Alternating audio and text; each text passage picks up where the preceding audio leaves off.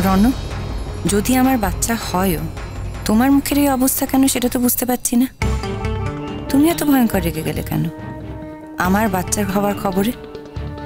আমি জানি আমি কনসিভ করিনি, বাচ্চার সঙ্গে আমার সেরকম কোনো সম্পর্ক নেই, কিন্তু যদি হয়েও থাকতো তাহলেও তোমার তো রিয়াক্ট করার কিছু ছিল না। তোমার বউয়ের সঙ্গে তোমার সম্পর্ক নিয়ে আমি তো কোনো কথা বলতে পারি না, তাহলে তোমার দাদা ভাইয়ের সঙ্গে আমার সম্পর্ক নিয়ে তুমি এরমভাবে রিয়াক্ট করছো কেন? তুমি যে এই খবরে খুশি হওনি তা আমার থেকে ভালো করে কেউ বুঝতে পারছে না। আর তুমি আছো বলেই এখন আমি জোর দিয়ে বলছি না যে আমি কনসিভ করিনি। আমি দেখতে চাইছি কতটা জ্বালা পোড়া হয় তোমার ভেতরে। তুমি আমার বাচ্চা হওয়ার খবরে কতটা রিয়াক্ট করো সেটা আমি দেখতে চাই। এরপরেও কি তুমি বলবে আমার প্রতি তোমার কোনো ফিলিংস নেই? তুমি যদি ঠিক করে থাকো রণ যে তুমি ইমন আর রূপকথা দুজন মেয়েকে নিয়ে তোমার জীবনটা কাটাবে, তা তো হতে পারে না। তুমি যদি জীবনে ইমনকে বেছে নিয়ে থাকো তাহলে আমাকে বাচ্চাকে বেছে নিতেই হবে, আজ না হয় কাল। তাহলে কিসের এত রিয়াকশন তোমার? তাহলে তোমার মুখ কেন ভারী হয়ে গেছে এরকম করে? ও মেজ, তোমার ছেলের বউয়ের তো চট করে বাচ্চা হবেনি। সে এখন লেখাপড়া করছে, সে এখন ডাক্তার হবে, সে ডাক্তার হবে তারপরে সে মা হবে। ঠিক আছে, আমাদের রূপকথার বাচ্চা হবে, আমরা তার বাচ্চা নেই আনন্দ করব। কি রূপকথা? হ্যাঁ,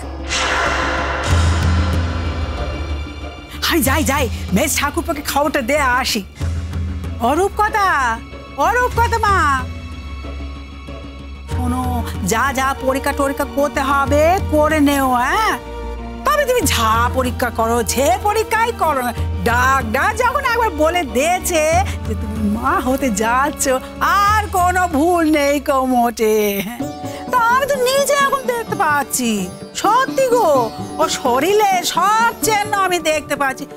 কথাটা আগে কেন খেয়াল হলো নি, বুঝতে পারলনি, সেইটি আমি এখন অবাক হয়ে যাচ্ছি।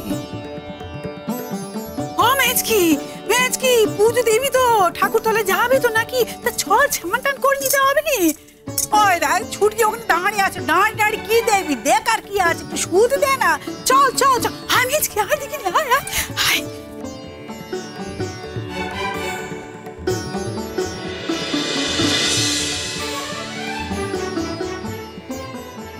রূপকথা, তুমি কিছু খাবে এখন?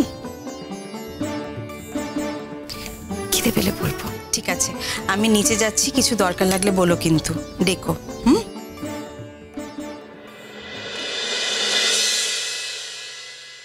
নতুন দি, তোমাকে কনগ্রাচুলেশন, অনেক অনেক অভিনন্দন। এ ব্যাপারেও তুমি জিতে গেলে, বলো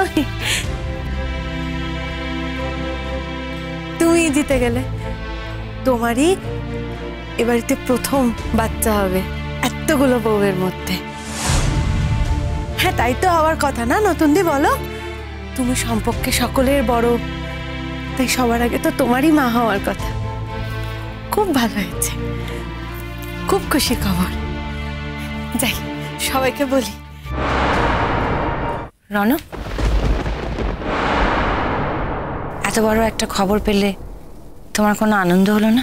আমার আনন্দ হচ্ছে কিনা সেটার কৈফিয়ত আমি তোমাকে দেব না, শুধু একটাই কথা জানার ছিল। জিজ্ঞেস করতে পারি? হ্যাঁ, নিশ্চয়ই জানতে পারো। তোমার যা খুশি, যখন খুশি তুমি আমার কাছে জানতে পারো রণ, কারণ আমার না বলা তোমাকে কিছু নেই। ন্যাকামো করো না তো রূপকথা, তোমার মুখের কথা আর মনের মধ্যে কোনো মিল নেই। যদি তাই হবে তাহলে এতদিন ধরে কেন বলছিলে যে দাদা ভাইয়ের সঙ্গে তোমার স্বামী স্ত্রী সম্পর্ক গড়ে উঠছে না? কেন বলছিলে? যখন দাদা ভাইয়ের সঙ্গে তোমার একটা সহজ সরল সম্পর্ক হয়েই গেছে, তাহলে তুমি বাইরে মিথ্যে প্রচার করছিলে কেন? সিম্পেথি পাওয়ার জন্য? শেষে তুমি সম্পর্ক নিয়ে চিনিমিনি খেলতে শুরু করলে রূপকথা। একটা কথা মাথায় রেখো কিন্তু, সম্পর্ক নিয়ে চিনিমিনি খেললে সম্পর্ক কিন্তু মারাত্মক প্রতিশোধ নেয়, কথাটা ভুলে যেও না।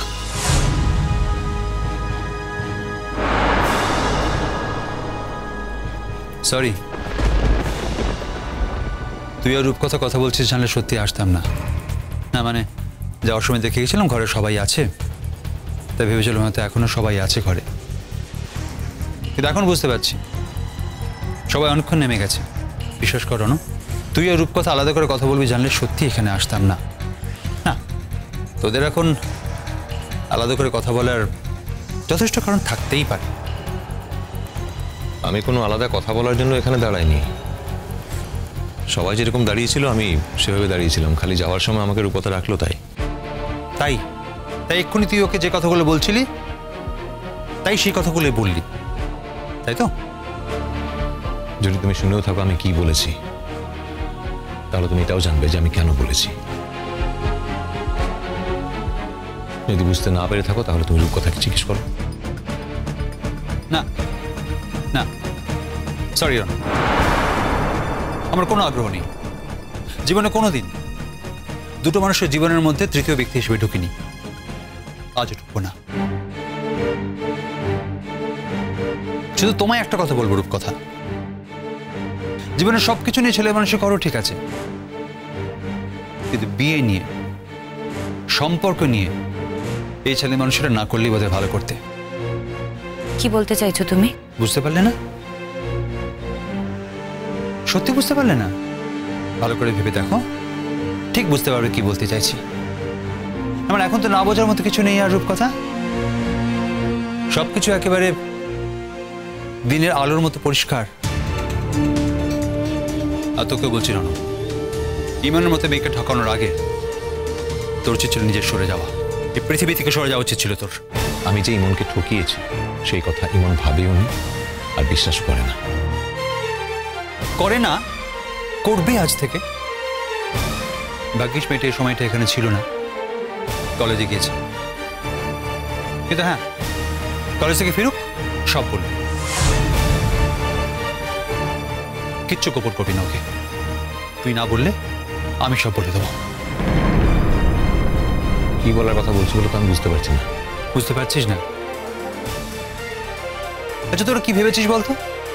না মানে বাড়ির সবাই আনন্দ করে চোখে ঠুলি পড়ে বসে আছে বলে আমিও সেই একই আনন্দে চোখে ঠুলি পড়ে বসে থাকবো? হ্যাঁ, না মানে তোরা কি ভাবিস কি আমাকে? বোকা, মূর্খ, অন্ধ? কি হলো, চুপ আছিস কেন? রণ, আনসার মি। কি উত্তর দেবো তোমাকে? তুমি কি বলছো আমি সেটাই বুঝতে পারছি না। কি বুঝতে পারছিস না রণ? কি বুঝতে পারছিস না তুই? প্লিজ প্লিজ এখন আর ভান করে থাকিস না।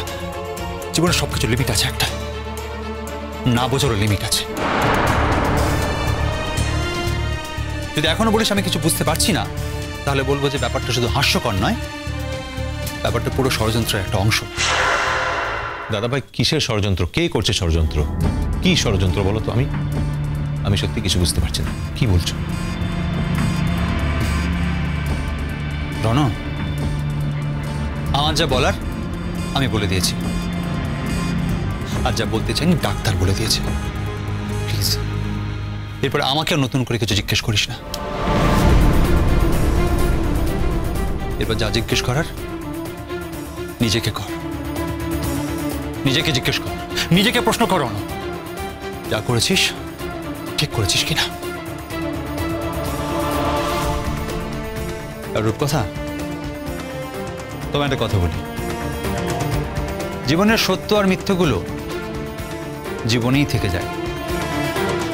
না, তুমি হয়তো জীবনকে অস্বীকার করতে পারো, কিন্তু জীবনের সত্য আর মিথ্যেগুলোকে যে অস্বীকার করতে পারো না, এটা বোধহয় তুমি আগে বুঝতে পারোনি।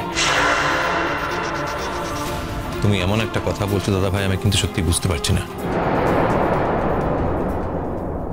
রণ, যদি এখনো না বোঝার ভান করে থাকিস তাহলে তোর তো সাময়িক কিছু সুবিধা হতে পারে, কিন্তু এই সুবিধাটা ফাইনালি তোকে চোখ বুঝে থাকতে দেবে না। হ্যাঁ, যা ঘটিয়েছিস তার দায় তোকেই নিতে হবে। তুই ভাবিস না যে তোর দায় তুই অন্য কারো ঘাড়ে চাপাবি আর সে মুখ বুঝে সেটা মেনে নেবে। দায় মানে কিসের দায়? এখনো বুঝতে পারিসনি কিসের দায় নিবি? শোন, তাহলে তোকে খুলেই বলি, তোর বৌদির সঙ্গে আমার এমন কোনো সম্পর্ক হয়নি যাতে ডাক্তার যেটা বলে গেল সেটা সত্যি হতে পারে। Lola.